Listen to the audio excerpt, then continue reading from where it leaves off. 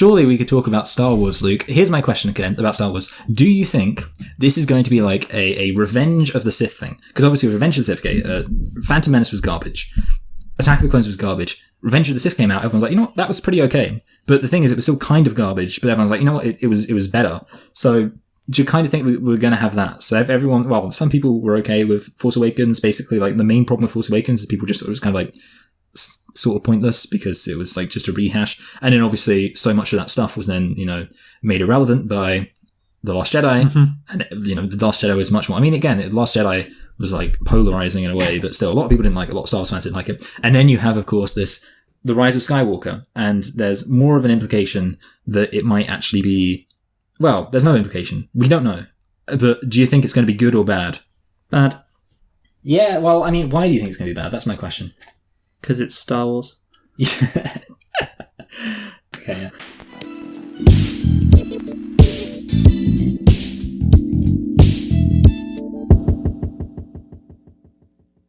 Welcome to Select and Reflect, where we take films from the near and distant past. We give them a couple of watches and evaluate them beyond first impressions. I am your host, Michael, and I'm joined as always by my co-host, Luke. And this week, we are looking at a classic film, The Shawshank Redemption. And I'm sure we'll have a lot to talk about, Hank. So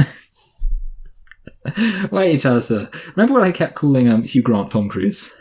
Yeah, I mean, it was only last week, so yeah. Yeah, exactly. Crazy. Why don't you tell us a thing or two about Shawshank Redemption, Luke? Sure thing, Michael. So, The Shawshank Redemption, like you say, it's a classic American film. It was released in 1994, directed by Frank Darabont, based on the 1982 Stephen King novella Rita Hayworth and Shawshank Redemption. It was produced by Nicky Marvin, stars Tim Robbins, Morgan Freeman, Bob Gunton, William Sadler, Clancy Brown, Jill Bellows, and James Whitmore. It was released on September the 23rd, 1994, so almost 25 years. And that is, we forgot to mention this, but that is one of the reasons why we are doing it, because it's the 25-year anniversary of The Shawshank Redemption, and also we're doing it because of the release of It Chapter 2, which is obviously another Stephen King product. It was released, like I said, on September 23rd, 1994. And Michael, can you tell me the budget?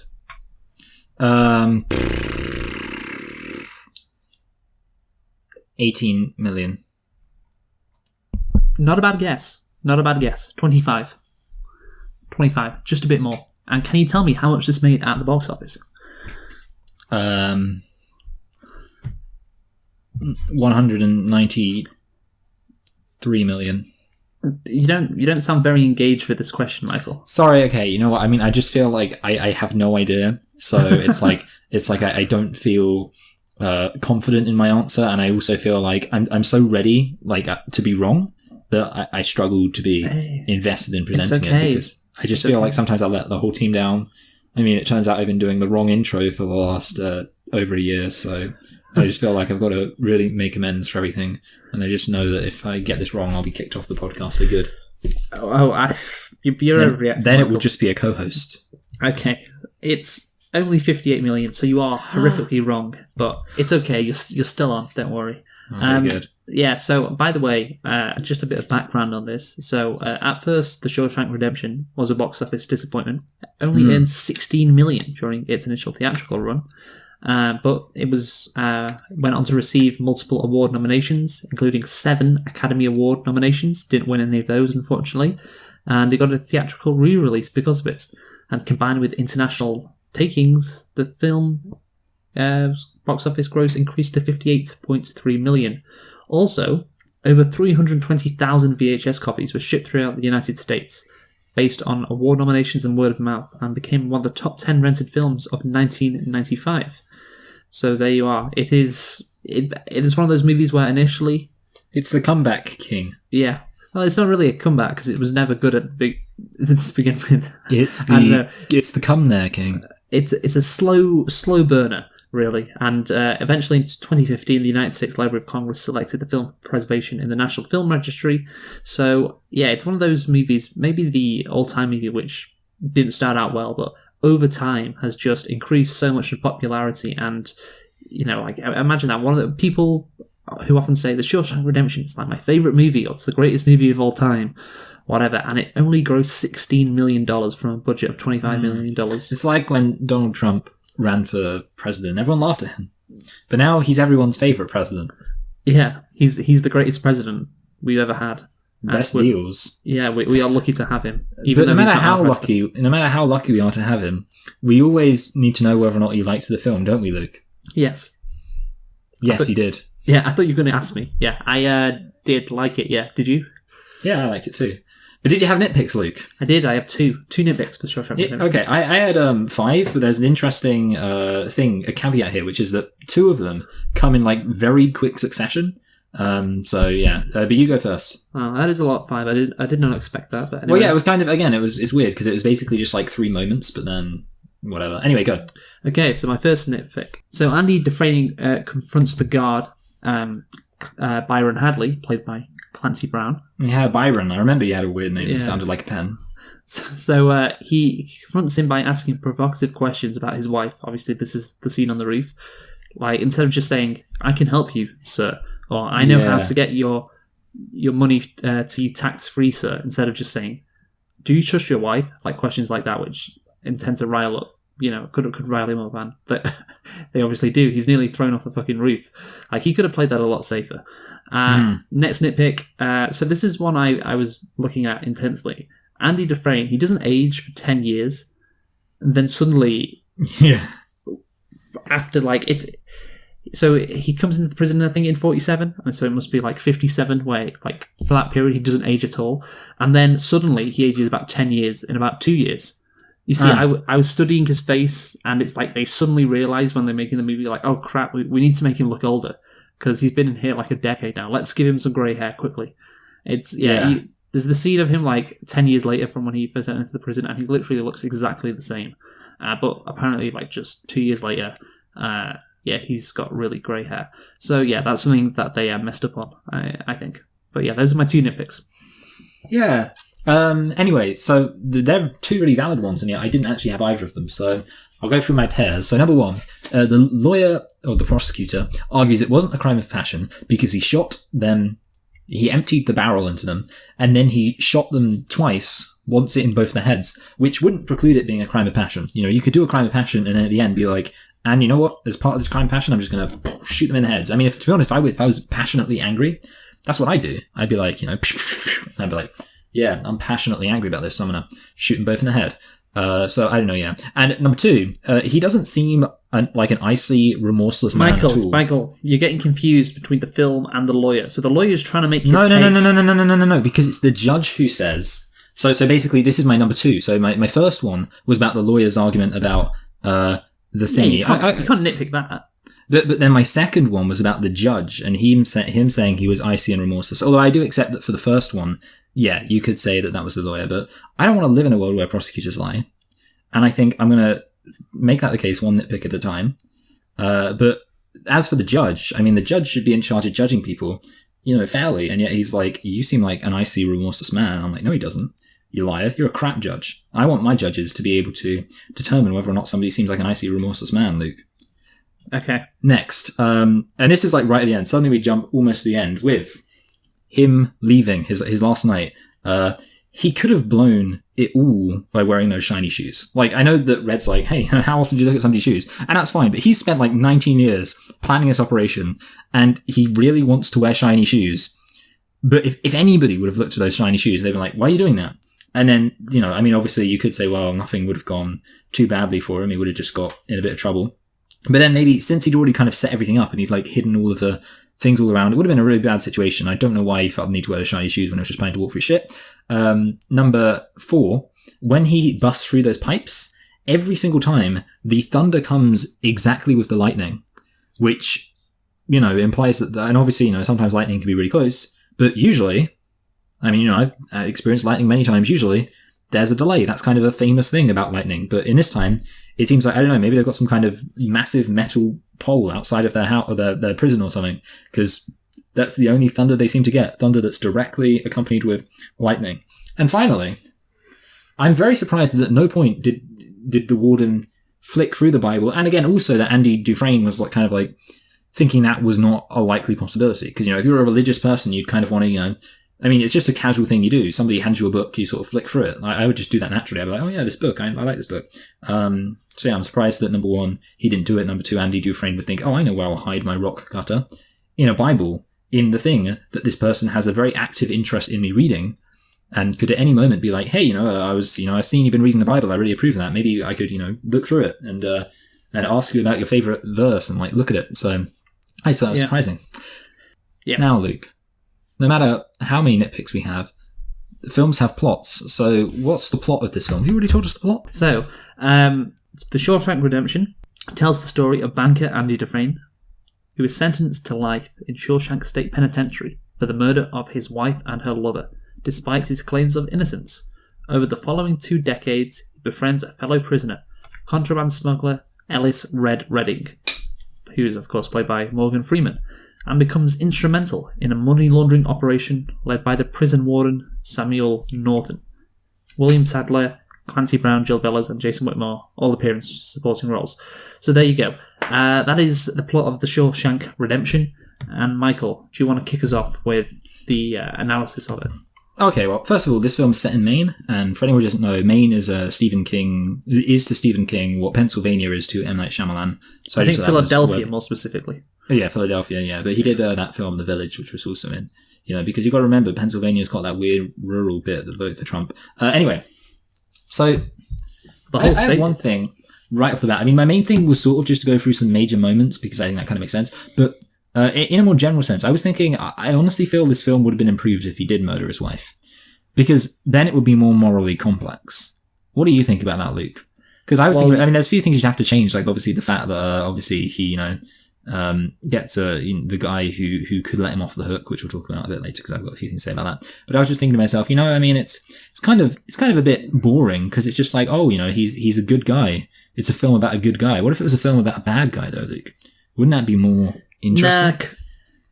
Because the point of the movie is that his incarceration is undeserved.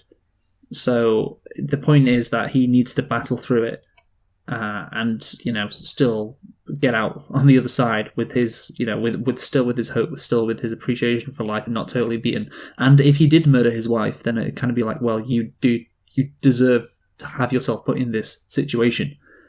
Right, that'll be completely different. The way the movie is viewed, the message of the movie. So no, I don't think it would make it better, and I think it would make it quite confusing. And yeah, it was. Yeah. You know what, Luke? Maybe it's just that I love films that challenge me. Maybe I just love films that make me think, how do I feel about this guy's journey of adventure? It's not just a story about justice prevailing. It's a story about the will of a man who is morally complex prevailing. And maybe that's just something which would just stick with me, as opposed to just this, story about just a nice guy. Yeah. I'm tired of nice guys. You know who finishes last, Luke? Nice guys. Well, that's the thing. You're going to have to change the whole point of the movie if that's the case. Well, then it becomes a movie about rehabilitation. It would be no. The thing is, he'd still leave an arsehole, Luke. Don't worry. But the thing is, okay, what it would deal with, it would be more like subjective. So the film right now, it's very objective. It's like objectively, it's unjust that he's in prison.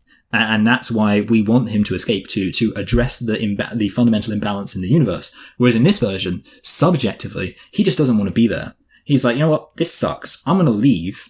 And in that way, it's more dealing with just the fact that, you know what, whether or not you're a good person or a bad person, that's not the issue. What matters is just getting what you need, just getting what you're going for, just having a dream and an ambition. Well, that's the thing. If Andy Dufresne commits a double murder, including murdering his wife, then it's like, well, you don't deserve to get out. You don't deserve this. The whole point of it is he's going through something really tough.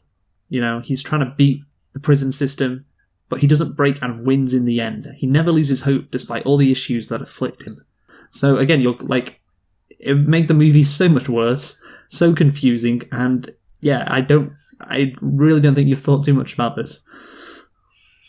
Red committed murder, and yet he was up for parole after just 10 years. Which maybe is weird, because I thought that... maybe that's it. Let's be honest, though. That wouldn't. Something racism, 1940s America. Yeah, we'll get onto that. But yeah, I think. Do you get the point I'm trying to make about Andy? I see the point you're making. That in your black and white world, you want your. Here's the sarcasm again.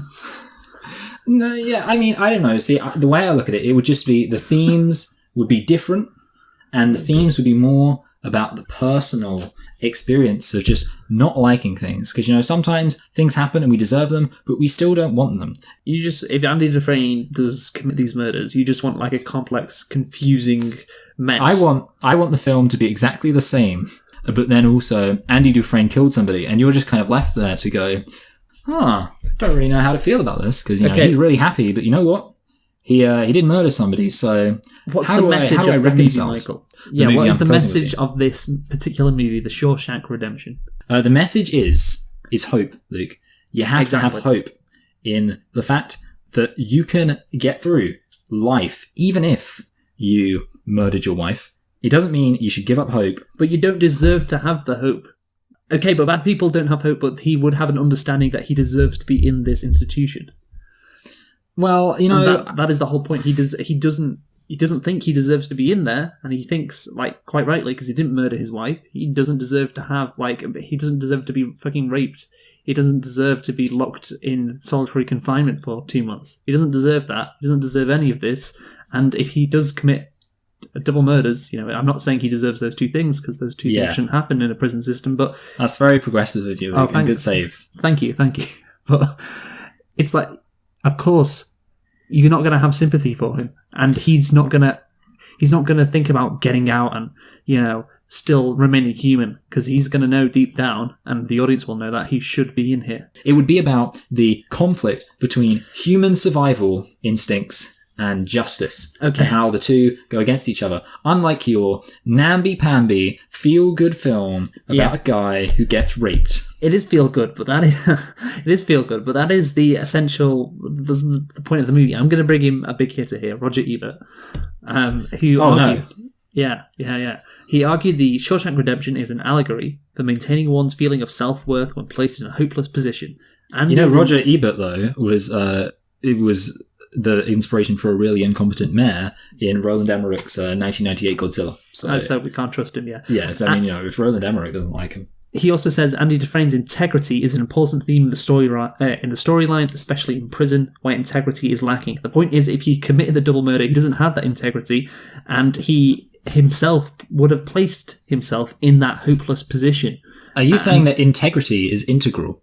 Yes, to the film. You are right, Luke. I will concede that point. You know what? Now I see that I am indeed arguing for a film which is of, shall we say, a different character. Yes, a different nature, character. A different essence, and therefore I think it's time we moved on to the scene where the guards. Jack, do you have anything to mention before that? For some reason, I only came up with the innovative idea of writing down things that happen in the film at the scene when they get beer. Do you have anything to talk about before the scene when they get beer that isn't related to obviously the stuff we'll discuss later? No. Go on. Okay, so I thought, the scene when they get beer, it was just a really charming scene because it was like, it showed the little moments you got to appreciate. I like that. Here's the thing about this film. I guess that's the thing though, and that's kind of why I'm in a bit of a weird situation, because the plot of this film, in a way, happens off screen, kind of, because when he started chipping away at the rock, when he looks up at the wall and he writes his name on it, I was expecting a rock to fall, a bit to break away. Like this was the second time, obviously, second time I watched it as part of our preparation for this podcast. I've seen it before then, but I was watching it and I was like, and now the rock's going to fall away and he's going to start digging, and then it didn't happen. It cut, and I was like, oh yeah, that's like the twist at the end. And I thought, so basically, in a way, the thing that's like the main thing about this film is him escaping. You don't actually see that, and I thought that was kind of interesting. And it has kind of, so obviously there's kind of two caveats that come with that. Number one, the thing that's kind of like related to that is obviously the stuff he's doing in the background, which is later revealed to contribute to his overall plan. Like, for example, we see him setting up the fake bank account, and we see him getting in the posters. Actually, on that note, the fact that the original book was called Rita Hayworth and the Shawshank Redemption would kind of have made the twist a bit more obvious. And I would assume... That's trying not to burp when I say that. And I would assume in the book, he doesn't switch out the different posters. And I imagine maybe the decision to switch out different posters was kind of to make sure that the focus wasn't on the poster. Because maybe if you were thinking about it, I don't know. I mean, maybe, I'm not suggesting people would be able to predict it that easily, but maybe it was like, you know, in the original one, because you're thinking, what's Rita Hayworth got to do with this? Why is he, you know, you're reading this book, like, why does he need this Rita Hayworth? Why is Rita Hayworth on the front of this book? And then you'd be like, oh, you know, maybe it serves some kind of important function. Whereas in this, it's kind of like an aside, which works quite well. And then obviously it gets switched out, which I think kind of helps a bit to maintain the twist. But then apart from the stuff that's kind of casually building up in the background, like, which is mostly just things like when he says, oh, I've set up this fake account. Everything else is sort of very episodic. So obviously the scene with the guards, it's a nice thing that happens. It doesn't really affect, I mean, obviously the things it does progress the plot, but it's like, you only find out that it's actually going somewhere at the end. So I don't know, what do you think about that? What do you think of what So sorry, the fact that basically a lot of the things that happen kind of almost seem to just be moving in no particular direction until at the end you find out like, oh, it's all going somewhere. Because I think it kind of makes the film the first time you're watching it a bit so good, but like day in the lifey. There's a big contrast between watching this film the first time and watching it the second time. The first time you're watching it, it's very day in the life. You know, like, well, where's this going? You know, it's just a story about a guy in prison doing like random things. Oh, they get to drink beer, stuff like that. And then obviously you watch it the second time, you're like, oh, okay, I see where this is going. So yeah, I do think you are right. It is episodic. It is a bit day in the lifey and all that. But I think it's fine. You know, even though, like you said, it's better when you watch it for a second time, because in that second time of watching, obviously you know what's going to happen and you can appreciate all those day in the life scenes more. But I think if you were watching it for the first time, I think it'd still be decent, because the relationship between Andy and Red, obviously, which is prominent throughout all those scenes, you know, is very entertaining. They do have a friendship which, you know, is really comes across well, and it's good to see that on camera. And also Andy's perseverance in the face of all the shit that happens, like that is a continuing theme.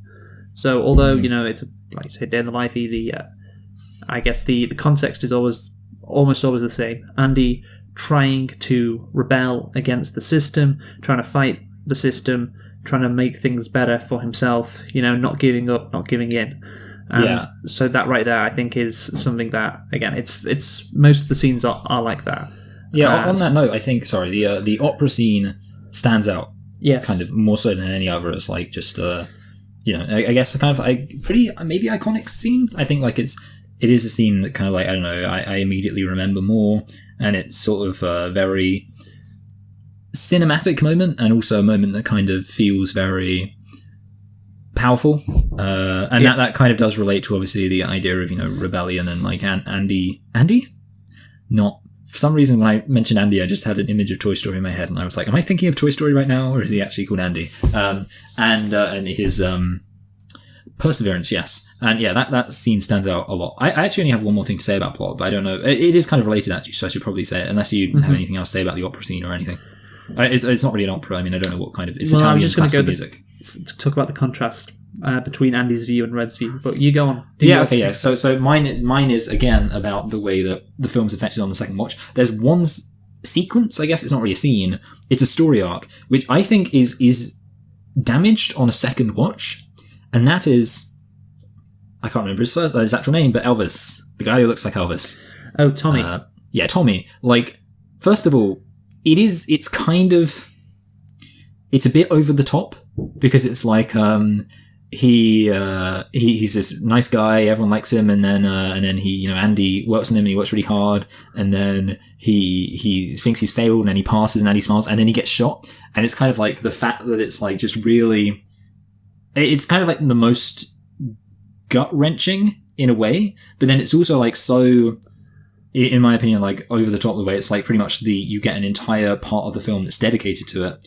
And it's pretty much the whole purpose of it is just to say, oh, look at how great everything's going. Look at how great things are going to this guy. And then just, it all gets fucked up. But then what I think is so, that in itself, I think, is an issue. But then on top of that, you have the fact that me personally, when I watch this film, obviously, third, fourth, whatever time, I find myself thinking, I don't care, because I know how this is going to end. And I feel like that scene, that kind of thing, that story arc with that character, to me, it just really just feels like almost tedious, because I'm like, okay, I know how this is going to end. Yep, okay, he's really happy that he passed the exam, but he's just going to die.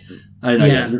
I think that the issue with that is you don't really get to know Tommy that much as a character, so his death doesn't seem that... He's a bit of a plot device, I think, maybe for Andy's misery, which is... Yeah. He's a bit of a plot device for Andy's misery, obviously, that is true, but I don't think that's a problem if you... How long is he actually in the movie for? Is it like 15 minutes? Well, yeah, that's the thing. If it's half an hour, then it's different, you know? Yeah, because that's the thing. I feel like...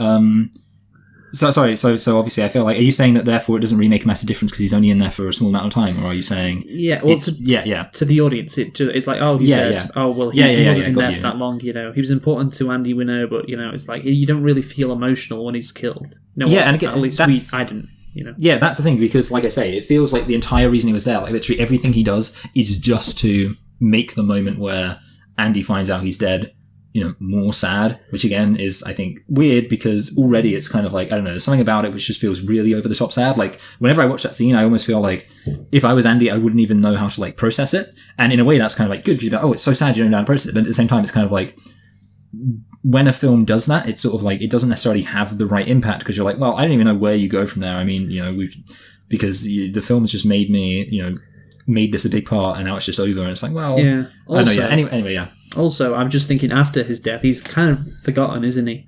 Yeah, exactly. Like, he's not mentioned again, I think, at all. And obviously when they reunite in Mexico, like there's no thinking of him. Andy doesn't write anything about him in his letter. Obviously, he does get justice for him by implicating the guard. But yeah, it does feel, like you say, like a plot device. And if they had him in more of the movie and talked about him after, his death would seem more emotional. It would seem more... it would stay with you more, basically. Yeah. I mean, they could have easily just had him be like one of the guys there from pretty much the beginning. I mean, I think maybe the only thing that kind of like he does, which is good, is that because he's kind of a newbie, you get to see that moment of like Andy Dufresne being an oldie, like the moment where, you know, and he's like the new guy, and Andy Dufresne's like, didn't know everyone around here is innocent, boy. I don't think of course, you won't be so innocent once I'm done with you. I think that would be a great story. If Andy Dufresne, like, it was just about Andy Dufresne deposing the prison rapist and becoming the new prison rapist. And that was the great story. Morgan Freeman's standing with a shocked look in his face, like, oh God, what have we done? You're like, you're all my bitches now. Right, okay. Anyway, continue. That's the dark thing. So yeah, okay, we talked about Tommy. And I want to talk about the contrast between Red... his view of the world. And red and green, they are opposites on the colour wheel. And Red and Andy Dufresne's view of the world. So as we said, Andy Dufresne, you know, wants to make his life as normal as possible. You know, doesn't want to break down, wants to beat the prison system and all that, and still wants to have hope and maintains hope throughout it all. Red, though, he says, hope is a dangerous thing. And obviously it's like, that is the standard convict response, particularly for someone like Red who's been in there for decades. And, you know, Red also says what Andy is doing to himself, dreaming of the Mexico and the Pacific Ocean is wrong. You know, you shouldn't do that to yourself. And I like that. I like that, the contrast, because the thing is, Red is not an evil character. And it does make Andy's resilience seem deeper. It's not some evil guy saying, oh, you got to give up. Hope is a dangerous thing. Although, you know, the warden kind of does that. But the main person who, you know, says that kind of stuff is Red, who's, you know, a good character, one of the good guys in the movie. One of Andy's friends, really shows like how, like I said, resilient Andy is with his hope, and how deep he has it inside of him, and how he's so determined that they're not going to take it. When the what's it called? I knew this. He had it deep inside of him. Yeah, that's great. I knew that was coming as soon as I said those words. So yeah, I do. What do you think about that? I do like that Red. No, yeah, I definitely agree. It does, definitely make sense. I'm just, basically, I think you pretty much covered everything. I'm just trying to think if there's much I can add apart from just saying I agree, because, basically, it does make sense. Although, obviously, you know, what's his face? He's only been in there for 10 years longer. I say only been in there 10 years longer, but, you know, it's not like he's no Brooks. But yeah, I think it definitely makes sense. And obviously, the idea that with prison, you would kind of lose hope, and in that sense, you could say, yes. So basically, that's like the aspect of prison, and he's kind of embodying that. So it's kind of personified with Red, and Dufresne's innocence is kind of, in a way, you could say it's a psychological foreshadowing of the reification that will come when he actually does escape. You know, he's already escaped the mentality because it's in your mind, Luke. Prison, it's in your mind. We're in prison in our minds, buddy. And that's true. Andy is determined. He's physically in a prison, but he doesn't want to be in a prison mentally. And that's the difference. Whereas Red is. Yeah, Red is. And that is the thing that convicts have been in there for decades or long term. That is the thing. They naturally, lock themselves in a prison mentally. Think, how am I going to make it on the outside? Like, I'm afraid, I'm scared. I'm only used to life inside these walls, etc. And so with Andy not bowing down to that sort of, what view... Mentality, yeah, and all that. It just shows how, again, resilient he is, which, again, makes his resilience even, stronger. And it should be called the Red Dead Resilience. Not Red. I was thinking I said Red Dead. Shawshank Resilience. One last thing on the subject of Andy Dufresne and Hope and all that. So the warden obviously kills Tommy and locks him in the what's it called again? That thing? The hole. I mean, it's basically solitary. Yeah, solitary confinement for 2 months. And instead of that, again, losing hope, thinking, "Oh fuck, what's the point?" Instead of going into the mentality that Red and other long-term convicts has, it makes him even more determined to get out. It has the opposite effect on him. His freedom is well and truly threatened. He's saying, "I'm going to take away the library and all that," and he's like, "No, that's it. I'm not. I'm going even further." Maybe he was happy. I don't know. Maybe he didn't want to risk escaping and was happy just to live in a kind of a semi-freedom that he's got going, when he's got access to books and, he can do what he likes really around the prison. He's the number one prisoner in there because of him helping the warden. So it's kind of a semi-freedom. Maybe he doesn't want to jeopardize that. But when the warden threatens that semi-freedom, I do like how that is him. Yeah. No, you're not threatening that. I'm breaking out. I'm getting my freedom. Yeah, I was just thinking, I want to break free. I was just thinking, it's kind of weird actually, because the way the time frame looks, it almost looks as if, because he makes a big deal out of, you've got to get me out of here, which I guess it does make sense because it would have been free, but he's like, you've got to, because obviously he finds out that there is proof that he's innocent. And he's like, you gotta make sure that this gets revealed, warden. And obviously the thing is, he was sort of in an okay situation anyway, because he, because obviously by that point it seems, based on the way that the time frame seems to work out, he was already quite close to tunneling out at that point as well. So he was basically, to be honest, spoiled for choices. He had two things going. I mean, that's quite good if you're a prisoner. You got two options of getting out, so you kind of got a fallback. That's what I would have been like when he found out Tommy got shot. Could have just been like, well, you know what? At least I've got that plan I've been working on. Would be much more annoying if you were relying on somebody showing up and happening to have met the person who killed your wife instead and explained it to somebody, and then he gets shot. You definitely want to have a fallback, and I think that's the message for prisoners everywhere. Well, yeah, I guess so. Yeah, but it does show again his inner spirit, how strong it is, which again is the point. And it's good that he that is what triggers him to escape the threatening of all of his freedom that he has inside the prison. Anyway, we should talk about that escape now, Michael. We should talk about that. So, get busy living or get busy dying. Such a great quote. I'm sure you agree. So, is that from this film? You're joking, right? No, I can't. I genuinely don't remember that quote from this film. Oh dear. I recognise the quote. It's like one of the most famous quotes from this movie. Get busy living. Does Red say it? No, Andy Dufresne says it first, then Red repeats it. Oh, okay. I remember Red saying it in my head, but to be honest, it's not even something that is in my mind bank. I can't believe that. That is one of the most famous quotes. Knives. Get busy. Get busy living. Get busy dying. Yeah, it's I can't believe that, Michael. You should really, watch these films before I review them. Yeah, you're right. Yeah, I think that's a good idea. Yeah. So anyway, Andy, I could only find the film in dubbed into Spanish. I'm sorry, Luke. So I just had to kind of make up what I was saying. You recognise the line. Get that busy. No, I was going to try and do it in Spanish. No, I don't know. See, I always find the easiest way to do Spanish is you start off by saying I come to this country, like that. It's just such an easy Spanish thing to say. Quite and a racist thing to say. I don't know, yeah. I mean, the thing is, that's kind of how you do it, though. The way you do accents is you start off, if you're French, you want to do a French accent, you start saying, Sacre bleu, would you like a croissant? Yeah, so I think if if Donald Trump was doing an impression of a Spanish person at one of his rallies, he'd start off with that. Yeah, that so, line. okay. So, I come to this country. I am not the best person that they are sending. yeah. So Andy decides to break out after the warden tries to suffocate his hope.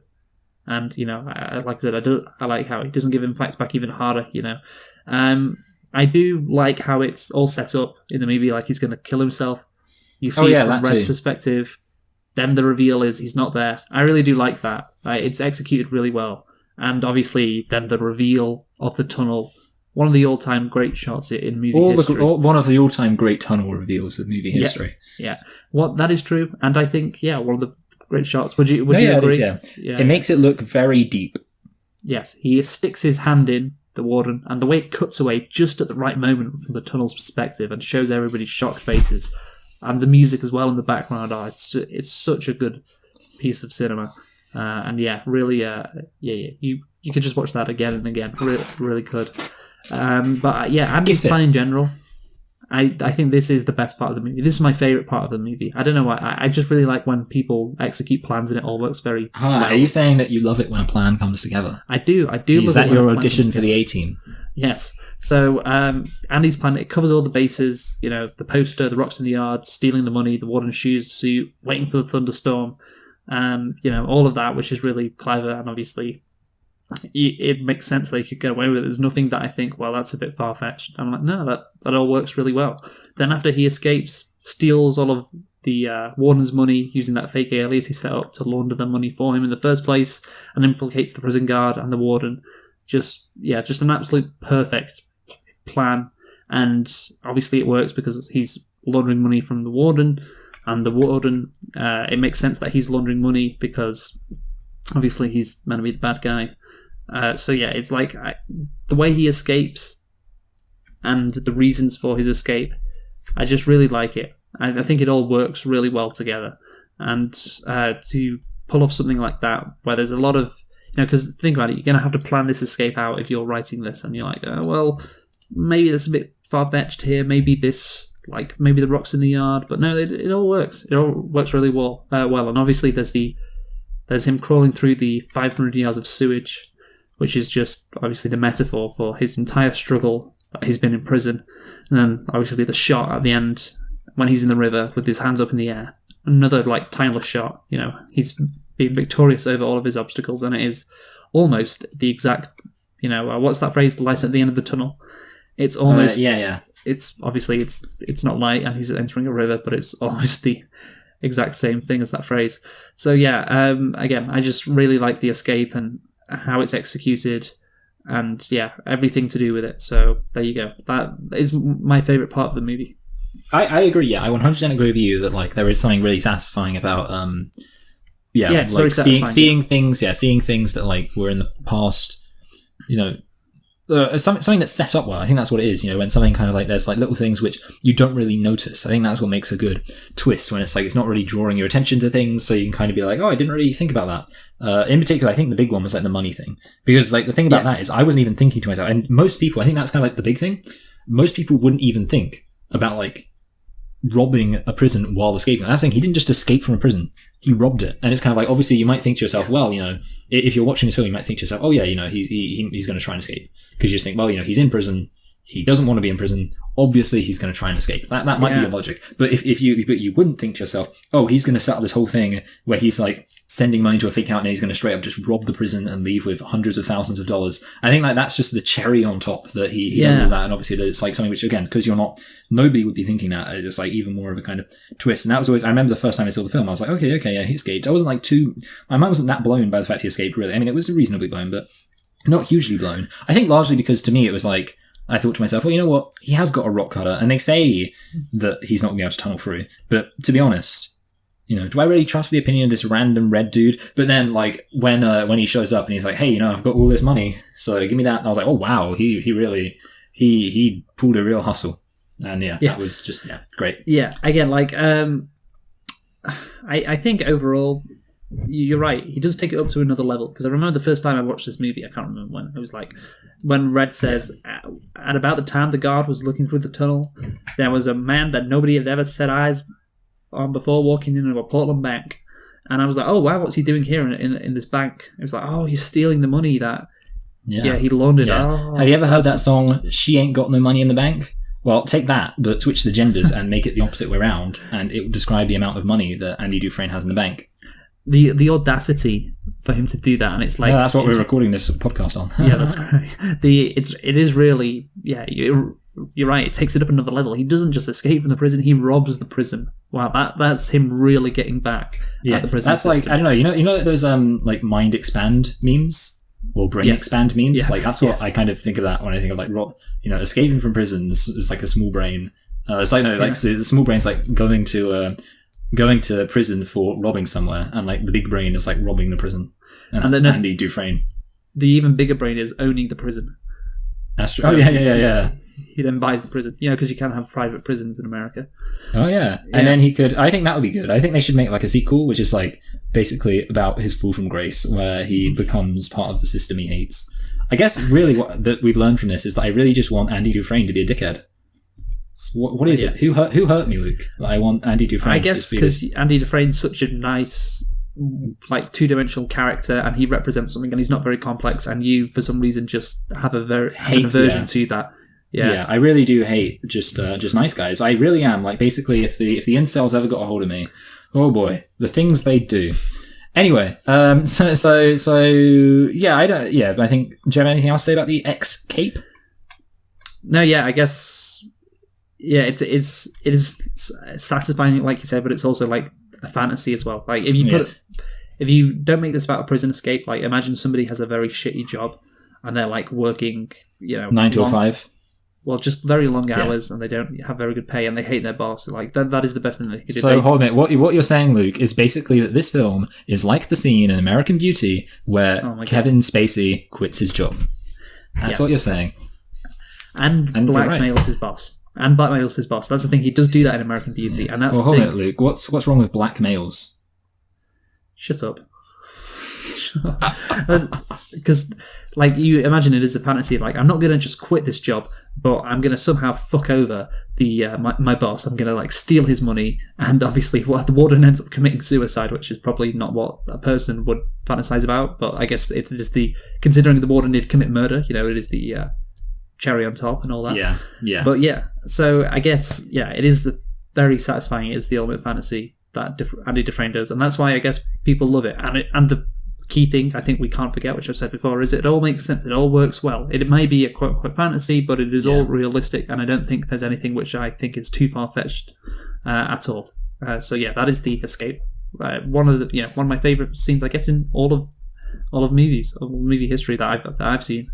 Definitely my favorite scene in this movie. Yeah. I mean, I don't know that I'm as in love with it, but like I think so. Basically, I think maybe if we kind of got a big compilation of top 10 scenes of plans coming together, which obviously is like what this film does, which is very kind of enjoyable to watch, then I think maybe there will be some other top 10 scenes of plans coming. Oh, sorry, so another top 10, some other scenes of plans coming together, which would also be good. But definitely, it's good, and it's definitely the best kind of scene of this film. Yes. I don't know how I'd rate it compared to other films, but whatever. Yeah, no, I just really like it, and I was thinking when watching this movie, I was like, oh, can I just skip to the end and see that end scene? Like when I was skip to the good bit. Yeah, exactly. I wanted to skip to the. I mean, the movie is good in general, but I wanted to skip to the really really good bit, and I was thinking that, but I was like, no, let's watch it all and wait for it. It'll be more satisfying that way. And so it's like when you are watching porn and you decide, you know what, I'm gonna stick it out through the whole thing. I'm gonna watch the plot unfold, and then you know what? Sure, maybe it takes them a while to change positions, but I'm just gonna keep watching it, and I'm not just gonna skip to the cum shot and just bail out early. No, I'm gonna watch the whole thing, and when I reach the end, it's gonna be a momentous occasion. Yeah. That's perfect. Yeah, that was a very good restrained. Yeah, I liked it. Anyway. We should talk about the relationship between Red and Andy Dufresne now. Yes. So, I liked it. Yeah, okay. So this, again, is one of the reasons why people really like this movie. It's Red, played by Morgan Freeman, who, of course, has so much charisma. And his genuine, chemistry, well, it seems genuine anyway, with Tim Robbins, who plays Andy. And yeah, they do really have a bond, which obviously people who go through tough times, the bonds that they form with each other, like obviously in war movies, is another example, really are very strong. And if the chemistry's right and everything, it can create a really good on-screen, friendship. So yeah, and obviously in the end, Andy convinces Red to come round to his point of view. So he says, hope is a good thing, maybe the best of things. From my point of view, hope is a good thing. Yeah, that's great. There's been too many Star Wars references in this whole thing. I just want to say there's no such thing as too many Star Wars references. Okay. So yeah, it's the realization of that hope, when Andy meets Red in Mexico. Yeah, the realization of a new hope that they have. It's just beautiful. There's another great shot, when it zooms out, the last shot of the movie. Another wonderful moment, and really is a perfect ending. And I think probably we talk about the plan being very satisfying. The actual ending, that last scene, probably one of the most satisfying endings again.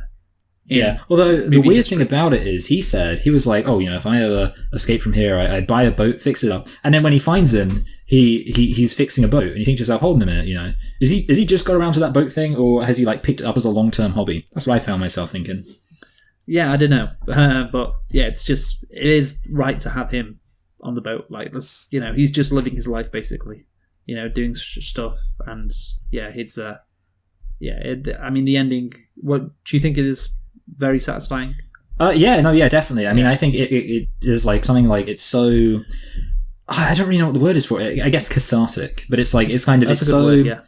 It's I do like. In fact, you know what it reminds me of? What? Day of the Dead. As you know, the Jamaican guy who runs the helicopter. His whole thing is throughout the whole film. He's like, hey, let's just get away from here and go to an island, because obviously it's a zombie apocalypse. Hey, let's just get away from here, go to an island, and the film ends with them. Spoiler alert! But the film ends with them just doing that. They just run away to an island, and it's it's really weird because it's a horror film, but it's just got this satisfying ending, which is pretty much identical to the Shawshank Redemption. They, the zombies take over, they go on the helicopter, and they just fly to an exotic island, and the film just ends with them living out the rest of their lives on this exotic island. And you know what? That was 1985, so this film stole the ending from Day of the Dead. But it is a race, and also Day of the Dead is a festival in Mexico. All the pieces are coming together. Oh my god, just perfect. Yeah. Relationship between Red and Andy, just expanding on it. Obviously, it ends very well, and Red comes over to Andy's side and everything. But I just want to talk a bit about the race angle here. So, obviously in the book, Red is Irish. And Morgan Freeman makes a reference to that in the movie, saying, oh, I guess it's because I'm Irish or whatever. Obviously saying it sarcastically. And why is Red black? Why was Morgan Freeman cast in this role? Is it to make it more special for the audience? Do you think? Yeah, I don't know. I mean, obviously the thing is, Morgan Freeman... He's very charismatic. He's kind of he's also... I suppose here's the thing. I mean, this is going to be getting a bit of maybe to a more heavy-hitting topic, but I suppose you could make an argument that Morgan Freeman is, in this film, a bit of a magical Negro type. No, I don't think so. What would you say? Okay, yeah. Maybe I'm completely off. Yeah, I suppose actually, if anything, seeing as he's a bit... You know what, Luke? I completely retract that because, like I say, if anything, he's a bit uppity and, angry all the time. So, he's the hopeless one. So...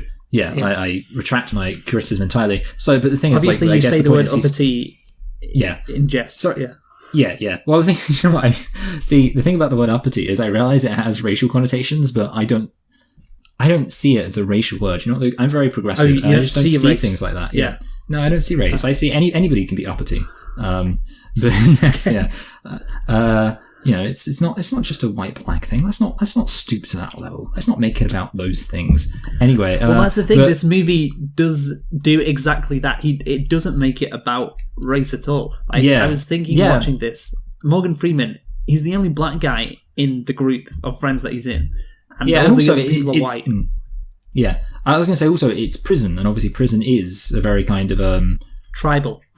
I was going to say that there is a racial dimension, obviously, to the American prison system as things are right now. Yes, and obviously, that's something which I assume. Well, I assume it's probably always been kind of the case. So I don't know, yeah, but definitely, I think really the reason why he was cast, I do think, is probably just because Morgan Freeman kind of works as that kind of wise character. But and I don't really think that they were like, oh, let's have a black guy because that will be, and also like you say, the fact that race doesn't really come up at all. So I really do think that they kind of just thought, well, let's just get a black guy. I don't know. I mean, I assume there was like no real outrage. I feel like the idea of like casting a person of color in a white role has become more of a charged topic recently. And before, you could just be like, I'm sure there was another example I can think of where it was like from the 90s where a black guy was chosen to, I can't remember what it was, but I'm sure there was another example from the 90s where a black guy was picked to play a white guy, and that was also notoriously nobody really cared. So I feel like in a way it wasn't even something which people were thinking about. Well, yeah, like, as weird as it sounds, they were kind of just thinking to themselves, you know what? I don't see race. I'm just going to pick the guy who's right for the job, which is really strange, and it almost makes the 90s seem good. Yeah, it seemed progressive and all that. But that's the thing, like, the movie does that as well. Because the movie, he's the only black guy, like I said, in a group of white guys. And that right there, I think, is unrealistic, especially for the 1940s. And you imagine all those white people with him, they're probably quite racist. I was thinking that, before they came to prison. Like, why wouldn't they be? Like, they grew up in the fucking 20s and 30s of America at an incredibly racist time. It's not the South. And maybe they just hang around with Red because he gets them stuff. I don't know, but that's like, maybe it's because it's Maine, but this movie does feel like, obviously, like hopeful, which is the main theme of this, but it does feel like kumbaya, can't we all get along? And it does make sense because, like, if you think about it, it's a very liberal movie, and I mean that in the political sense. Because liberals, what do they love more than anything else, Michael? They love black people. No, they like the idea that everyone can get along and be happy together. Be happy together. They can all live in the peace and harmony. Yeah, here's a little song I wrote. You might want to learn it note for note. Don't worry, be happy. The kumbaya spirit and all that. And systemic racial injustice, but when you worry, you bring everybody down. Yeah, exactly. Yeah, It's like, we've got all this stuff about racism, whatever. It's just like, but can't we all just get along? And it's very hopeful. And I think liberals, like, I read an article a long time ago about why Obama was so popular with liberals, and it was because he embodied the sense of hope that liberals, that's key to like the liberal psychology. Like, they love like this idea of hope, like things. Yeah, it's better. The same reason why Alexander Hamilton is like so popular, because he was like an immigrant who became a important guy, and now like it shows that anyone can achieve anything in this country. And I think this movie is the Barack Obama of movies. I'm going to say that because it's about hope. That's the main theme of the movie. But the two characters, obviously, a black guy and a white guy, getting along, being friends. Like, what movie is more Barack Obama-esque than this movie? Tell me. It's like Joe Biden and it's Joe Biden and Barack Obama. Yeah, exactly. And they're getting through America's history of racism together. Yeah. It all makes sense, but I do think that is the key between the relationship between Red and Andy. Again, I think it's a bit unrealistic. Like, Andy, he's a fucking middle-class white guy. He's a banker. He's probably got some racist thoughts as well. I'm just assuming that. But based, like, it does seem like Andy is like this perfect person, which we'll get on to in a bit. But it's like, oh no, we can all get along, even in prison. We can all get along. We can all be hopeful towards the future, especially Andy. And things will be all right in the end. Obviously, as they go to Zwatanehu, which is like just the most, that is the epitome of hope, I guess. And that is this movie. So I do think looking at it from a political perspective, this film's more obsessed with hope than Jin Erso. Again, especially looking at the relationship between Red and Andy. Yeah. Anyway, I think we should talk about the institutionalization in prison theme. Well, I wanted to talk about, I had like multiple things about prison to bring up. And also I want to bring up, so annoyingly, I'm going to give credit, even though I'm annoyed, because most of these ideas I came up with independently, even though we'll cover better. So the Pop Culture Detective, a video essay channel, did a video about the way that what's wrong with me? Shawshank Redemption. I was about to say Pulp Fiction. The way Shawshank Redemption deals with prison.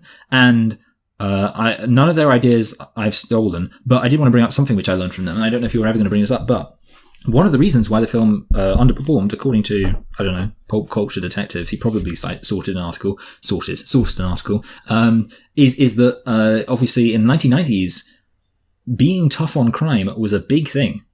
You know, it was like, and obviously you had Andy Dukakis, who got in a whole load of trouble for basically saying, he went really far down the polls because he said that was he it Andy Dukakis? Was it Andy Dukakis? I think it was Michael Dukakis.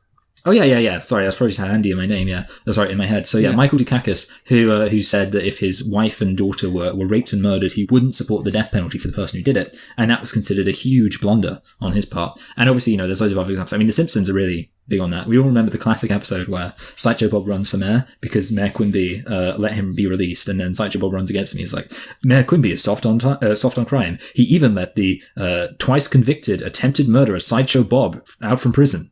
Don't vote for Mayor Quimby. Paid for by Sideshow Bob for mayor. Which is funny. Yeah, great. He believes in revolving door prisons, and it shows like just these prisoners walking around in a revolving door. So yeah, that's the thing. Like, it's kind of crazy how obsessed 1990s America was with crime. I don't know. It was just mental how obsessed they were. So obviously, it does in that context make sense that people wouldn't have liked this film.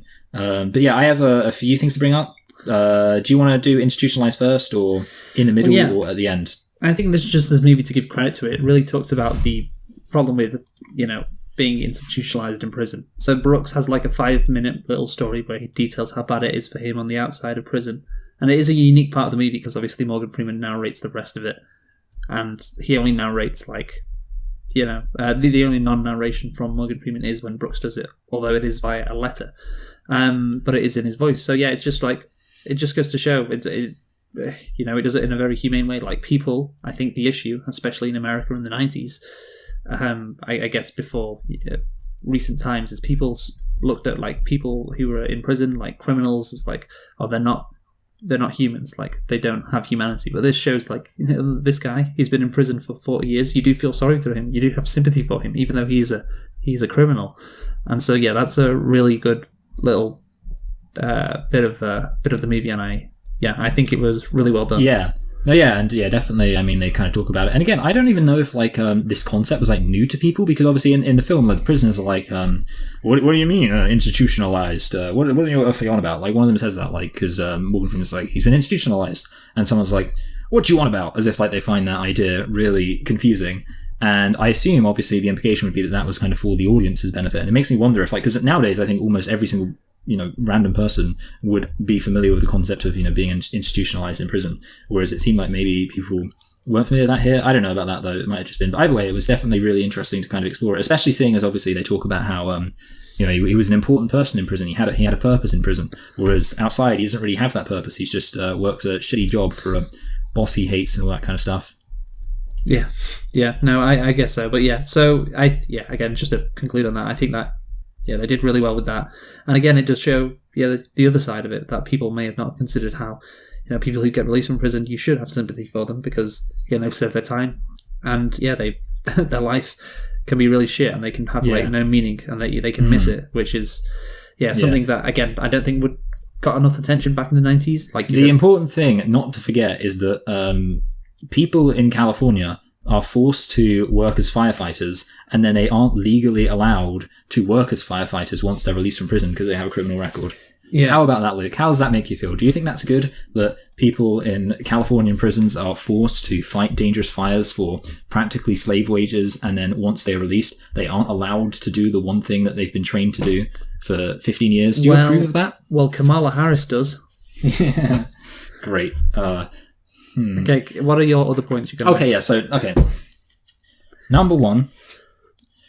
Actually, on that note, I can bring this up. Okay, so the fact that they show prison work, they show up this idea of, prisoners working for low prices, and obviously the potential for corruption and the just general bad things about it. And also, I mean, for example, the fact that why does Elvis, forgotten his name, Tommy? Is it Tommy or Johnny? Yeah, Tommy.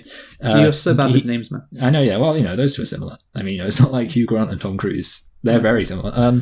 So Tommy gets shot because they can't afford to lose Andy. Well, the warden can't, yeah. yeah. So the warden can't afford to lose Andy, and of course that's the thing that happens with private prisons.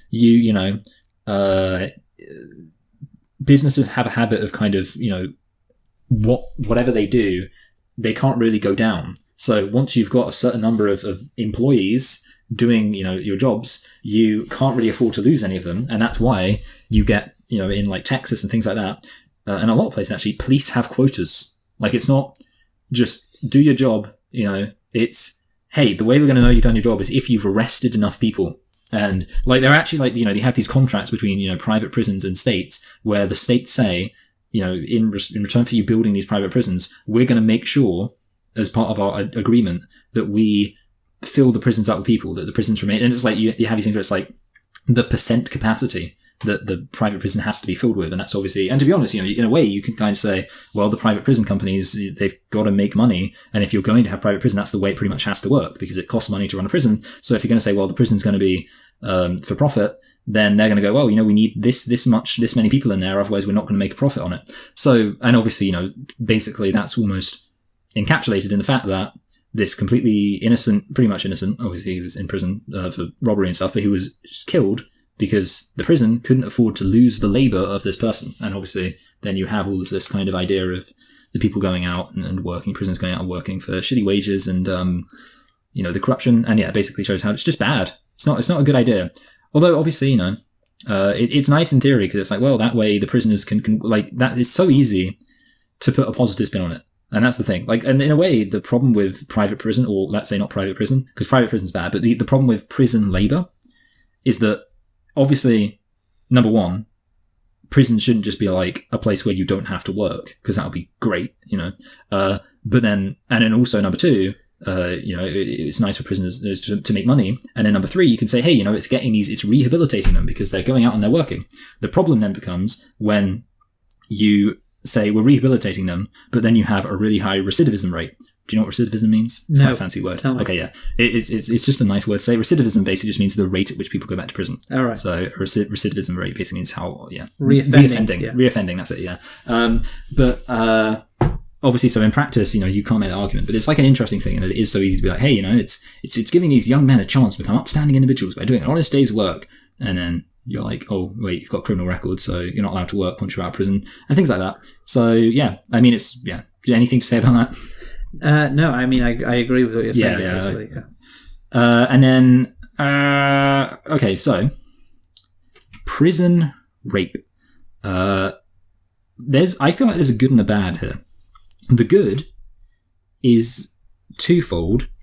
Number one, it's treated very seriously, which is good. Obviously, the thing is, it's kind of not that impressive because it's not a comedy film to begin with. Like, it would be, if anything, it would be pretty weird if they just had like a rape joke in there. It was like everything was completely serious, and then suddenly, I don't know, you just get the what's the guy's name? Hoggs? Is it Hoggs or Boggs? It's Boggs. Yeah. Yeah, Boggs. Just like, I don't know, takes out a frankfurter and just wiggles at him, and then there's a laugh track. So yeah, obviously it's not really surprising it's taken seriously and shown as a bad thing. But also the fact it's obviously not shown as, because the concern and the way that prison rape is sometimes shown is that it's like a righteous punishment for people. And obviously you I assumed you didn't think that, and unsurprisingly, when you went some way towards almost implying you thought that, which again, I never thought that you seriously thought that, but when you kind of implied you did, you quickly went, obviously I'm not saying that rape is something that anybody deserves, and of course that's true. And that's good. So it's good it's treated seriously and treated as a bad thing. Number two, obviously you have that line, basically, Andy's like, oh, I don't think it would help if I explained to them I'm not a homosexual. And they were like, and he was like, no, because they're not homosexuals either. You'd have to be human first. And that's it's again good because it's obviously prison rape. It's not something that's done by homosexuals. It's something that's done by all sorts of people. Anybody can be a prison rapist. It's very inclusive. But bad things, again, twofold. So for my two good things, I have two bad things. Number one, while Morgan Freeman says that they're not homosexual, they are queer coded. They are they're, number one, they're called the Sisters. Number two, the guy just kind of looks and acts slightly effeminate. And, well, that's basically it, yeah. So basically, the rapists in the film are shown to be effeminate men who, again, while explicitly identified as not gay, act more gay than the other people. They're not portrayed manly. Like I say, they're literally called the sisters. And that's obviously a problem because it's not effeminate people who are likely to rape people. In fact, effeminate people in prison are more likely to be victims of rape. And number two, one might argue that a significant part of the origins of rape lie in this thing. I don't know if you've ever heard of it, Luke. It's called toxic masculinity, which is to say that, it's, to say rape, which is something which is overwhelmingly done by men, is the result of effeminate people, is kind of a bit incoherent. I don't know, yeah. And I've got another thing to say, but seeing as that's kind of a topic in itself, anything to say about that? No, yeah, I agree. I am also as woke as you, so I just want everyone to know that. Yeah, good. Yeah, I thought you would be, Luke, but I knew you wanted a chance to affirm it. And then the other thing is, actually kind of on a similar note, is that he does say, these people, they're not human. And I think that's kind of a problem because, again, the implication is, and I'm not saying I've read studies on this, so I can't say about that. I did read a book, which was called, it was at the York Library, actually, and it was called, no, I'm lying, sorry, okay, I know exactly why. So it wasn't a book, that explains everything. It was so it was one of those, I'm going to contradict myself, it was one of those books which has like different chapters from different authors, so kind of like a journal, but in book form. And it was basically about sexuality, and gender and sexuality was pretty much what it was about. And the book this chapter was about straight men who engage in gay sex, and it talked about all the different contexts why straight men might engage in gay sex, and it had a big chapter about homosexuality in prison. And basically, obviously, unsurprisingly, as pretty much what we said, it's not gay men who are the biggest perpetrators in prison rape, it's straight men. And the problem is, basically, this film, it kind of treats it as if there's like this one evil gang of people who are the prison rapists, and everyone else kind of just isn't. And like that basically when Boggs disappears, it's like that's prison rape solved in this prison, which implies like basically it's like in prison it's just like there's this one guy who's a rapist, and everyone's like, oh, that's the rapist.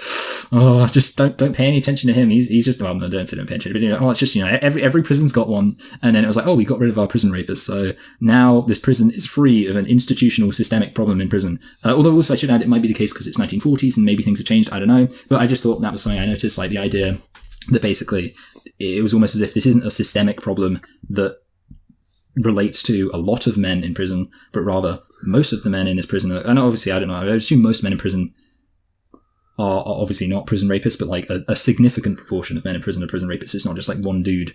I don't know, yeah. Any thoughts about that? No.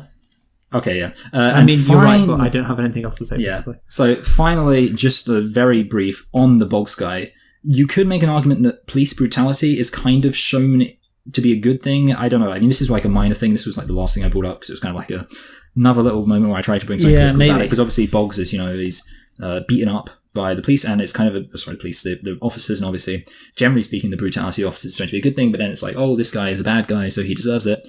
Which, I mean, obviously, the thing is, you could make an argument that, well,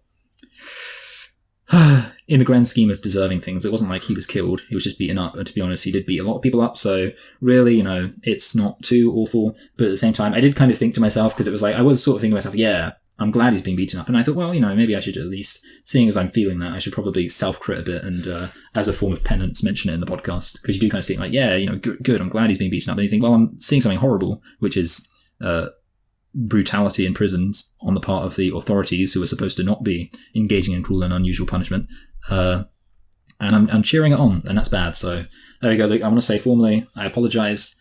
Can I be absolved of my my anti-woke sins for enjoying watching a man be abused by the police? Yeah, yeah. Thank you. Yeah. Thank you, Padre. Yeah, I'll give you it. Yeah, fine. Yeah, okay, so that's everything I had to say about prison life. Prison life, all the people. Okay, so I think we should talk about the religious analysis of this movie next. Yes. So, let's talk about Christianity, and this will be quite short, like 5 minutes.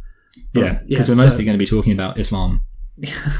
So, the film has been interpreted as being grounded in Christian mysticism. Andy is offered as a messianic, Christ-like figure, with Red describing him early in the film as having an aura that engulfs and protects him from Shawshank. The scene in which Andy and several inmates tar the prison roof can be seen as a recreation of the Last Supper, with Andy obtaining beer, wine for the 12 inmates/disciples, as Freeman describes them as lords of all creation, invoking Jesus' blessing. Earlier in the film, Walter Norden quotes Jesus Christ to describe himself to Andy, saying, "I am the light of the world," declaring himself Andy's saviour, but this description can also reference Lucifer, the bearer of light. Indeed, the warden does not enforce the general rule of law, but chooses to enforce his own rules and punishments as he seems fit, becoming a law unto himself like the behaviour of Satan. So what do you make of that, Michael? Do you think Andy is Jesus? Well, I think... Is it offensive to your Christian sensibilities to compare Andy to Jesus? I am majorly triggered. No, I mean, I think basically it's...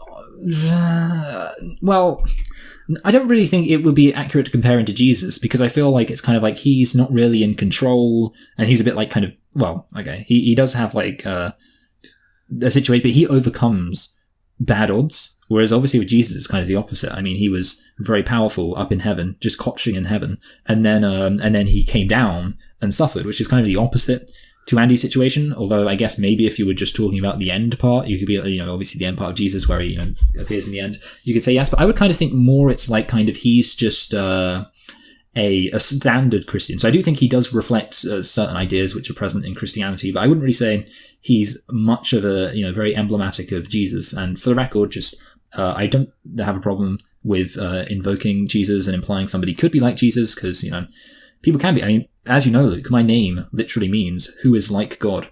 So I would be a bit of a hypocrite if I don't know why I assumed you knew that.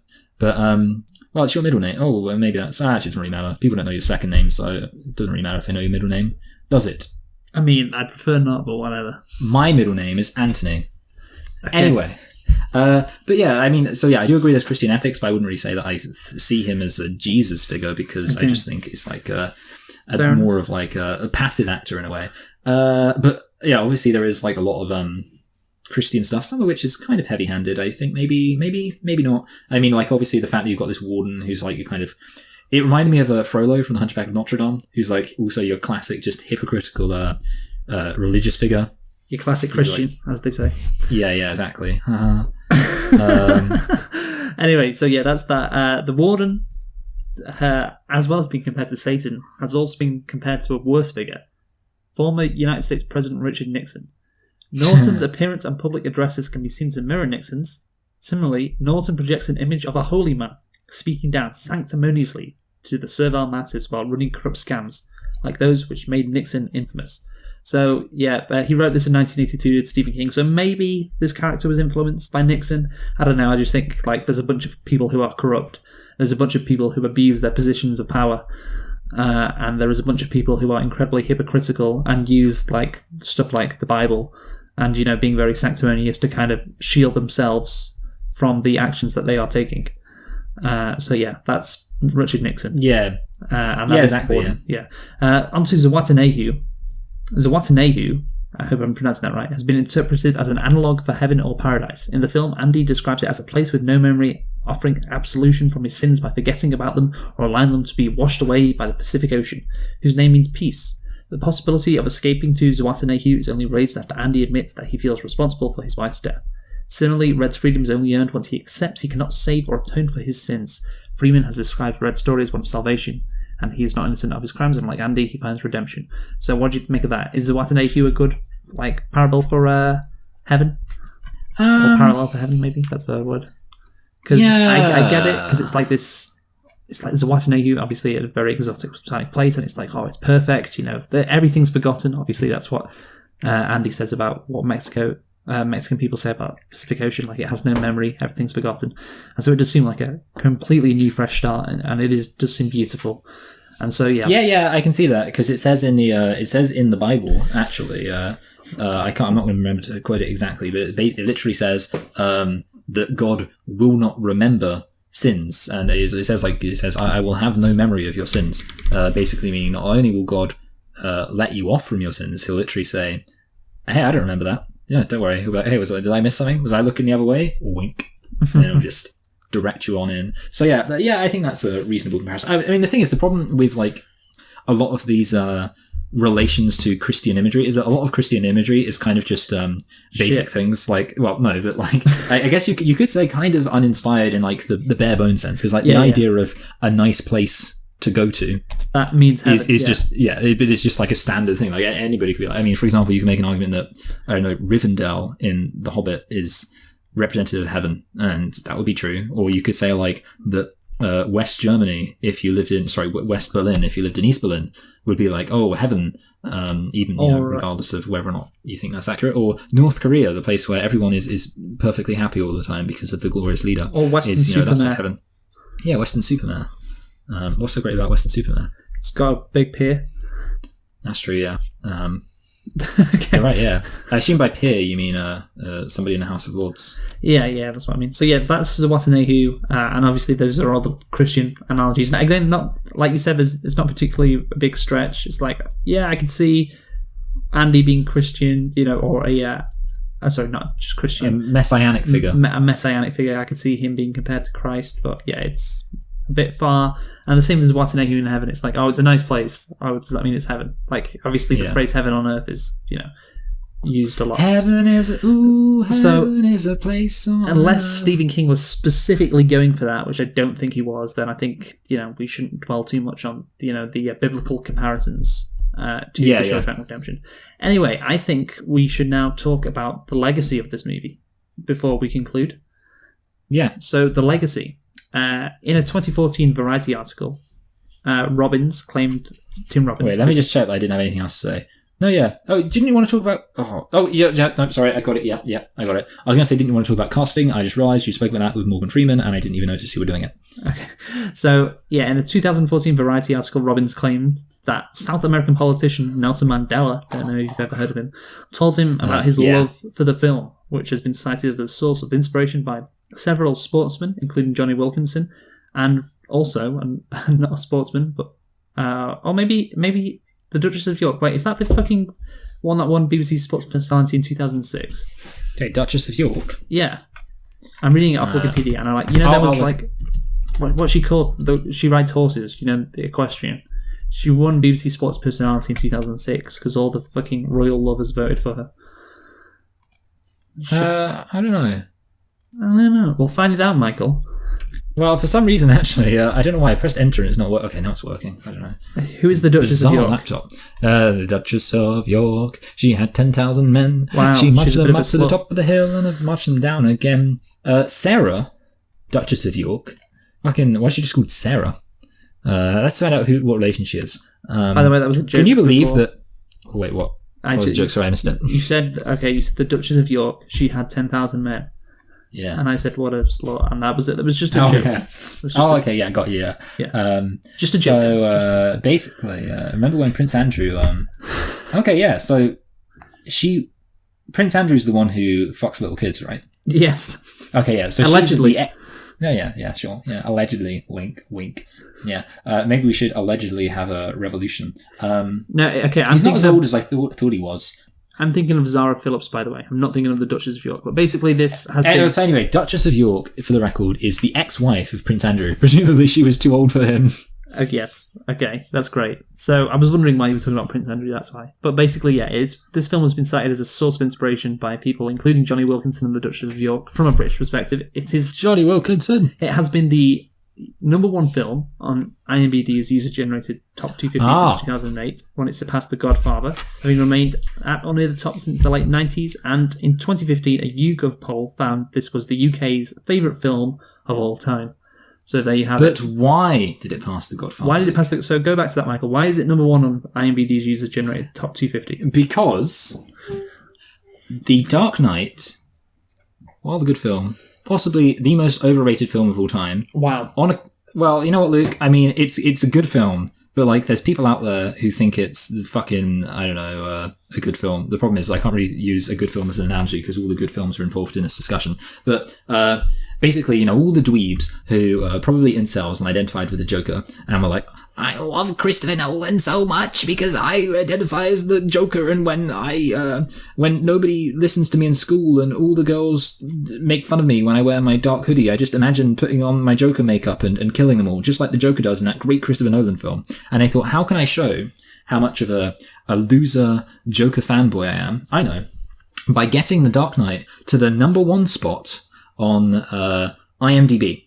So they upvoted it. They upvoted it really high, and they got it super duper high until they realized, well, hold on a minute, we're not going to be able to beat The Godfather unless we downvote The Godfather. And this was like all in the first couple of, months of the film being out. Now, like, we're going to downvote The Godfather, We're going to give The Godfather like 1 out of 10. So there's loads and loads of 1 out of 10 reviews for The Godfather.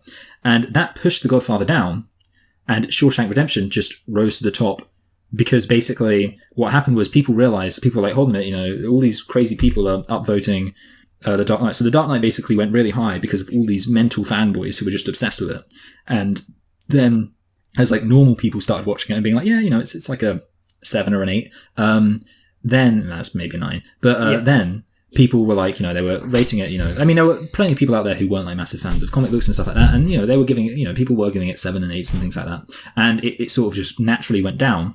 And then obviously The Godfather had gone down because it had got all of these 1-star reviews from people who wanted to get The Dark Knight to the top. And that's how The Shawshank Redemption ended up rising up. So actually, technically speaking, if you base your entire opinion on IMDb, then you shouldn't consider The Shawshank Redemption to be the best film, because we should review The Godfather at some point, because The Godfather is still considered to be the best film. Really, it was just downvoted because a bunch of people really liked The Dark Knight just so much. I mean, people fucking love that film when it came out. I mean, I loved it when it came out, but I was 12. Okay. So 13, actually. Yeah, I guess, I mean, I think you're a bit harsh on The Dark Knight, to be honest. No, I don't know, yeah. I do think it's good, but I also feel like it's one of those things where it's like, because some people just it's not the 4th best film ever. I think that's where it's ranked currently. It is not the 4th best film of all time. Actually, I wonder what the 3rd is, because is the 3rd 12 Angry Men, or am I just completely making that up? Maybe Toy Story? Yeah, we'll find out. Anyway, but yeah, so that's basically it. So basically, the reason why The Shawshank got to the top is because of other films being downvoted because people were not very happy bunnies. Okay. Anyway, so that concludes on the legacy. So yeah, basically the point I was going to make is this movie is cited, and there's a bunch of other polls. Like it's a fan favorite. Number 3 is The Godfather Part 2. Oh, how good. And number 5 is 12 Angry Men. Toy Story is actually quite far down, I think. I don't know. And it's on there. It is on there, but yeah, it's actually 81. Luke, how does that make you feel? Bad. That's below The Dark Knight Rises as well. It's just below Reservoir Dogs. Oh God. Anyway, so Michael, the conclusion to the Shawshank Redemption. Do you want to go first, or shall I go first? I'll go. You know what? Actually, no. You should go first, because I was having that whole thing where I couldn't click things for some reason. I finally got fixed, but it meant I couldn't actually even load up my thingy. So yeah, you go first, because I've got it up now. So, The Shawshank Redemption. It is a tale of the triumph of hope, freedom, and liberty. I don't know, of liberty, perhaps, because I guess liberty is just a synonym for freedom. But it is the triumph of that, and that is obviously a message which people generally enjoy. Across all, political spectrums, people like hope, people like freedom. I think, that's the vast majority of people. And also, people can relate as well to Andy Dufresne. People have been in a dark place in their lives and kept on struggling through it, as they believe there is going to be a light at the end of the tunnel. And obviously there is in this movie when Andy escapes from the prison. And that obviously is why it is a favourite film. It is why it is so popular. It is why we are doing it. It is why, it's been ran on TNT thousands of times, and, was a real big, maybe sleeper hit is the wrong term, but a hit after it was first released. And so, yeah, I have to say, from my point of view, I do like the message, the theme, because it's a nice theme. But as you pointed out before, Michael, you were criticising the movie for being, I guess, not three-dimensional, or Andy's just, he's the ultimate, good guy. Like, he's been... Yeah, well, I was criticising it... Sorry, I was criticising it because I couldn't watch it in 3D. I wanted to get some glasses, and, I just felt I really wanted to see that... I'll tell you what, actually, that would really... only way to take that shot of them looking in that hole to 11 would be to watch it in 3D. So you can't argue with that. Yeah. So essentially, Andy Dufresne's being compared to Jesus, and obviously, he's not a very complex character if you've been compared to Jesus. So yeah, he's unrealistically good, I guess, is the phrase. And so yeah, it's the film. I guess one of the reasons why it's so popular is it's not that complex. It doesn't, doesn't deal with that many big ideas, and there is a bit of stuff about prison institutionalization, which it's touched on. But yeah, apart from that, it's just, I guess, the tale of and the underdog. Like Andy is, I guess, an underdog trying to beat the system, trying to hoping he does it, maintains that hope, and eventually he does. And that is a very simple story, but a story that resonates with a bunch of people, which is why this movie has been so revered over the years. But yeah, it's not. And obviously, I've said, the scene at the end where everything comes together, Andy's plan, works perfectly. It's incredibly satisfying, and I love it. And, you'd love it when the warden gets his comeuppance and everything, and when Andy meets Red in Zawatenehu, just a really beautiful scene. So yeah, I think there's a difference between it being like a fan favourite or a favourite movie and like the greatest movie of all time. Like, I don't think it deserves to be the number one on IMDb. Again, I think it's a bunch of people's favourites and they love it, but there is a difference between, like, a favourite and actual quality. And this movie is quality, but not that high of a quality movie. So I think I'm going to give this movie 8.5 out of 10. I think that's fair. And that might be a bit low, yeah. But I really do like it, and it's fun to watch. But again, it's just not as complex as some of the movies above it. But it doesn't want to be, it's not trying to be. It's just a really nice, really fun movie. And obviously 8.5, that's a really high rating still. No, yeah, so that's a good rating, yeah. So this film is a feel-good film. And yes. The thing about that is something I find myself wondering is, how really does it compare to other feel-good films? And the thing is, like, it's kind of hard to tell because we haven't actually reviewed that many, like, classic feel-good films. But I kind of think to myself, there's a lot of films which I think have the same effect, which aren't as critically acclaimed, and there's maybe an interesting question of why that's the case. But, there are a lot of films which kind of give you that happy feeling, and that's mostly what this film has to offer. In terms of the plot, I think basically the thing is it's really good at the end, but the opening, kind of like pretty much everything up to that point is okay. It's good in a lot of places. For example, scene with Tommy, which I specifically brought up, I think stands out as an example of where it almost feels like, because you know where it's going, it kind of just feels slightly hollow.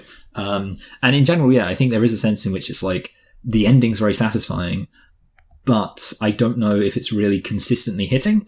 The emotion is definitely where this film does a good job. Having said that, honestly, the emotions, no, there are very nice moments actually during the middle, but I don't know if I'd say this film is some kind of emotional roller coaster or anything like that. It's definitely not a film that makes me go like, that's hard hitting. And then the themes, I don't think are very, they're particularly interesting in that, you have films that deal with much bigger content, and you already said that. Yeah. Now, with all that said, that was all, quite negative. And the thing is, the like you said, this film is doing what it's doing. So in a way, it's not, fair to say, well, it's not doing what it's not doing, therefore I don't like it. Obviously, there's an extent to which you can say that. I mean, if it was doing slightly more, then I would like it. If it was kind of trying to be a bit more nuanced or anything like that, I would obviously enjoy it more. But all in all, it's still a very good film. To be honest, the question and this is the thing, when you're thinking about it, you've got in the back of your head the fact it is the highest rated film of all time on IMDb, even if you know that the reasons for that are, dubious, but it was still one of the highest rated films on IMDb. And I kind of do think to myself, if I just saw this film and I didn't know it was supposed to be so good, would I think it was a high 7 even? But I'm not going to say that, because I think ultimately, the truth is that I do enjoy this film, and I do think this film is in the 8 territory like you.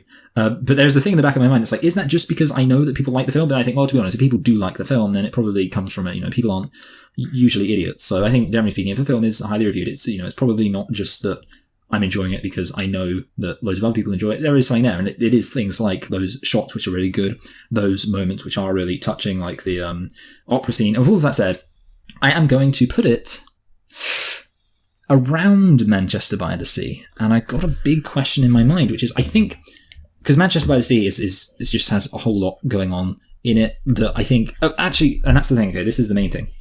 I don't know if I have that much of an interest in watching this film again. I mean, I will, because I'm sure someday I'll have somebody who's never seen it, and I'll be like, hey, we should watch this film. I forgot what it's called. That's embarrassing. Shawshank Redemption. But to be honest, I'm not thinking to myself, oh yeah, I really like that. To be honest, Manchester by the Sea, I've seen it quite a few times with all the different things I've been doing with, quarterly reviews. And one time my parents, they recorded it and I was like, oh, I'll watch that again. I've actually seen it quite a few times, and I think it's a good film to kind of actually go back to because the emotions of it's still there. And for that reason, yeah, obviously you can tell where it's going. I'm going to put it below that, which actually puts it in the high 8s, but actually in my number 13 spot. So to be honest, actually, I think my little 8 mark is a bit low. So it's probably, I would say, in the middling high 8. So it's above the middle of the 8, but not that much above the middle of the 8. So a hair's breadth lower than yours, but we're pretty much in agreement. It's a high 8, basically. Okay. I mean, you gave it an 8.5, so yeah. Yeah, 8.5. Okay, so there we go. So, that's the Shawshank Redemption. Again, I think it is a simple movie. That's why I guess so many people enjoy it, because it's just simple. Yeah, but yeah, again, hey, that's what it's trying to do. It is a feel-good movie, as you said at the beginning. It is the best feel-good movie there is, perhaps. Anyway, Michael, what are we doing next week? We are doing... Well, I'll tell you what, Luke. We might be doing the podcast on the wrong day because we'll be reviewing Any Given Sunday. Yes. Any Given Sunday because of the start of football season. American football, obviously. I'll look forward to that. Anyway, we have been selecting and reflecting on the Shawshank Redemption because of the 25-year anniversary of it and also because of the release of it, Chapter 2, another Stephen King work. Join us next week for Any Given Sunday. Who have you been, Michael? I've been Michael. I've been Luke, and thanks for listening. Goodbye. Goodbye.